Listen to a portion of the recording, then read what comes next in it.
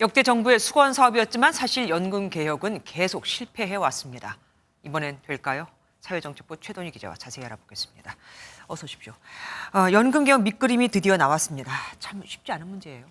문제의 시작은 수입보다 지출이 많다는 데 있습니다.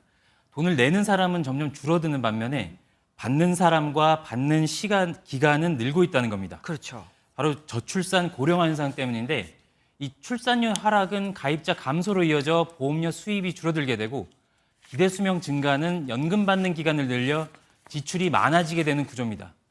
경기도 예전 같지 않아서 소득에 비례해 내는 보험료도 정체되고 있습니다. 이 추세라면 2041년부터는 지출이 수입보다 많아지게 되고 2055년이면 고갈됩니다. 네. 문제는 고갈 시점이 예측보다 빨라지고 있다는 겁니다. 이 같은 위기의식에 정부도 대책에 대한 의견은 분분하지만 개혁이 필요하다는 데엔 국민적인 공감대가 형성돼 있다 보고 연금 개혁을 노동, 교육과 함께 3대 개혁 과제로 꼽고 서두르는 걸로 보입니다. 이걸 처음 만들 때 연금이요. 그때 기금 고갈에 대해서 예측을 못했던 걸까요? 사실 출발부터 예견돼 있던 상황이었습니다. 어. 이 국민연금이 낸 돈의 2배 이상을 받는 구조이기 때문인데요. 그렇죠. 그래서 기금 운용을 잘못했다기보다는 아까 말씀드린 저출산 고령화 현상이 예측보다 너무 빨리 심각하게 진행된 게 주된 원인이라고 볼 수 있습니다. 뭐 솔직히 기금 운용을 잘하지도 못했던데요. 뭐 어쨌든 덜 내고 더 받는 구조다 보니까 고갈은 당연했습니다. 그동안 뭘 한 겁니까? 사실 개혁 시도는 그동안 있었습니다. 1997년과 2007년 모두 2차례 있었는데 당시 받는 돈을 줄이고 받는 시기를 늦췄는데 빠른 인구 구조 변화 탓에 큰 효과는 보지 못했습니다. 네. 이후엔 더 내고 덜 받는 방안이 제시됐지만 더 내는 부분만 받아들여졌고요. 네. 아무래도 덜 받는 것에 대한 반발이 컸기 때문으로 보입니다.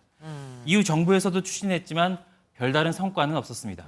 이번 발표를 보면 더 내고 심지어 더 늦게 받는다 아니겠습니까? 그럼 당연히 반발도 있겠죠. 당장 위원회 내부에서도 잡음이 있었던 것 같습니다.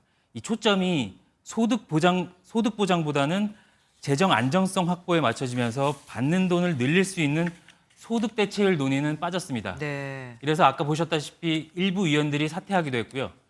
보험료가 늘어나면 직장인의 보험료 절반을 내주는 사업주, 특히 영세 중소기업 부담이 늘고 특히 보험료 사각지대에 있는 지역 가입자들의 반발도 예상됩니다.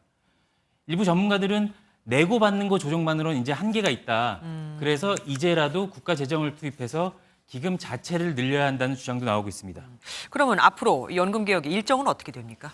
정부는 이번 보고서를 토대로 각계 여론을 수렴한 뒤에 다음 달 연금 개혁 정부안을 국회에 제출한다는 계획입니다.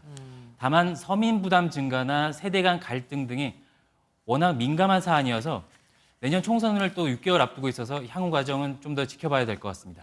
하긴 이런 식의 연금 개혁이라면 내년 총선에서 여당의 악재가 될 건 뻔합니다. 그래서 역대 정부에서 여태까지 성공을 못했던 거고요.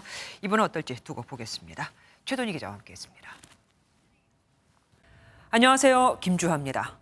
공정하고 신속한 MBN 뉴스 유튜브를 통해서도 만나보실 수 있습니다. 특히 더 많은 뉴스와 라이브를 보고 싶으시다면 오른쪽을 눌러서 구독하시면 됩니다. 어렵지 않죠? 빠르고 정확한 뉴스로 계속 찾아뵙겠습니다. MBN 뉴스를 시청해 주신 여러분 고맙습니다.